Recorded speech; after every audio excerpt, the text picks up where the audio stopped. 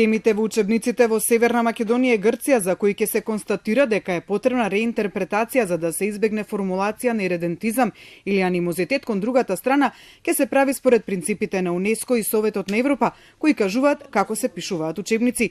Ова е дел од она што било усогласено на вториот состанок на Мешовитиот комитет на експерти од двете земји за историски, археолошки и образовни прашања. Од комитетот наведуваат дека на вториот состанок биле надминати концепцијските разлики и од двете страни имало разбирање за позициите на другата страна.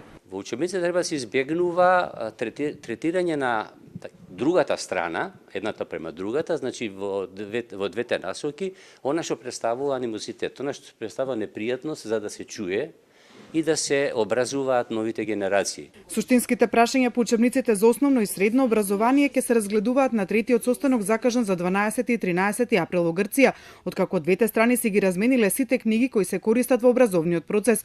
Македонската страна добила 37 пакети книги од кои се учи во Грција во основните и средните училишта. Разгледани се учебниците по историја и географија, етика и социологија за основно и средно образование. Значи, овие другите не припаѓаат, но историја и географија за основно и средно образование се разгледувани, иако тоа е огромен материјал и затоа и каснеше и два пати ги одложивме заради барање на грчката страна со станоците. Според извори од Мешовитиот комитет, забелешките кои ќе бидат дадени од двете страни нема да значи дека ќе се изфрлаат теми од учебниците, туку ќе се прави нивна реинтерпретација. Освен за теми кои ги содржат учебниците, ќе се разговара и за темите кои не се застапени во учебниците, а кои се важни за некои од страните, како на пример Гарјанската војна во Грција.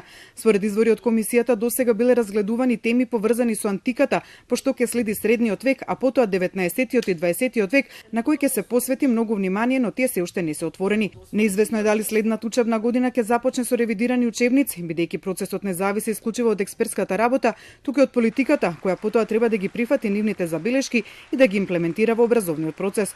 Од комисијата информира дека се разгледувани примери како Германија и Полска или Германија и Франција ги надминувале разликите во учебниците при интерпретација на историските настани, што ќе биде од голема помош за експертите.